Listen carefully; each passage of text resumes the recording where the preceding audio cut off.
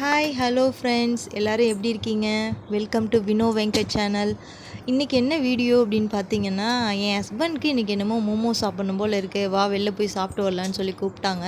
உடனே நான் சொன்னேன், ஏன் வெளில போய் சாப்பிட்டுக்கிட்டு நம்ம வீட்டிலே ட்ரை பண்ணலாம் அப்படின்னு சொல்லிட்டு நானும் எங்கள் மாமியும் மோமோ செய்ய ஆரம்பிச்சிட்டோம்.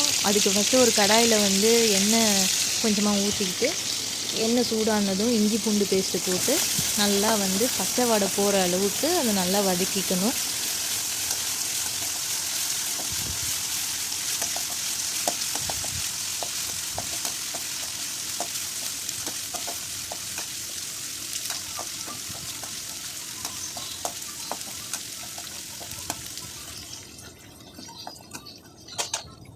அப்புறம் வந்து நறுக்குன வெங்காயம், இது 2 பெரிய சைஸ் வெங்காயம் எடுத்துக்கிட்டோம், சின்ன சின்னதாக கட் பண்ணிக்கிட்டோம். அது நல்லா வந்து ஒரு கோல்டன் ப்ரௌன் வந்து வர்ற வரைக்கும் வந்து நல்லா அந்த ஆனியனை வந்து வதக்கணும். பாருங்க, கொஞ்சம் கொஞ்சமாக அதோட இருக்குது.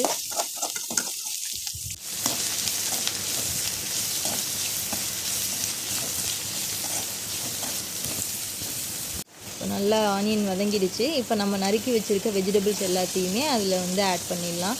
நாங்கள் வந்து பீன்ஸ் கொஞ்சம், கேரட் கொஞ்சம், அப்புறம் வந்து பார்த்திங்கன்னா கோஸ் வந்து கொஞ்சம் குவான்டிட்டி நிறையாவே வந்து எடுத்துக்கிட்டோம். கொஞ்சம் வந்து கருவேப்பிலை, இது எல்லாத்தையும் வந்து ஆட் பண்ணியாச்சு. ஆட் பண்ணி நல்லா இதை வந்து வதக்கணும். ஓரளவு ரொம்ப வெஜிடபிள்ஸ் வந்து குக்காக வேண்டாம், ஓரளவு வந்து குக்கானாலே போதும். அதே மாதிரி இதில் வந்து ரொம்ப தண்ணியை ஆட் பண்ண வேண்டாம். ஆல்ரெடி நம்ம வந்து அதை காய்கறி அலசியிருப்போம் இல்லையா, அந்த தண்ணியே போதும்.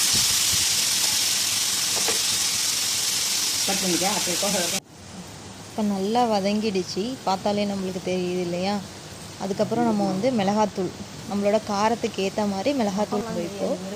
எங்கள் வீட்டில் வந்து கரம் மசாலா வந்து அந்தளவுக்கு யூஸ் பண்ண மாட்டோம்.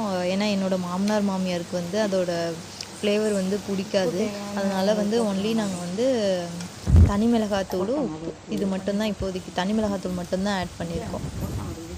இன்கேஸ் உங்களுக்கு எதுவும் வேணும், எக்ஸ்ட்ரா ஃப்ளேவர் வேணும்னா நீங்கள் கரம் மசாலா, சோயா சாஸ் கூட இதுக்கு ட்ரை பண்ணலாம் நீங்கள்.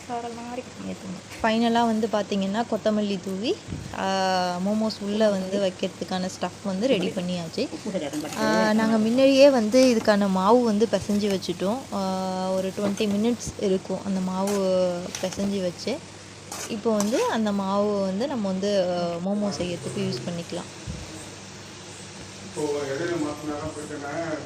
எங்கள் வீட்டில் வந்து மோமோஸ் பண்ணுறதுக்கான அந்த மோல்டிங் இருந்தது. ஸோ அந்த மோல்டிங்கில் கொஞ்சமும் நாங்கள் வந்து கையிலையே பண்ண இது கொஞ்சமும் வந்து ரெடி பண்ணி வச்சுருக்கோம். இப்போ வந்து இட்லி பானையில் வச்சு வேக வச்சு எடுத்துக்கலாம்.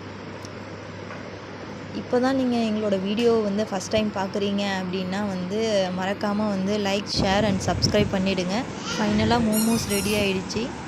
சாப்பிட்டு பார்த்தோம், நல்லாவே சூப்பராகவே வந்திருந்தது. நீங்களும் ட்ரை பண்ணி பாருங்கள். தேங்க்ஸ் ஃபார் வாட்சிங்.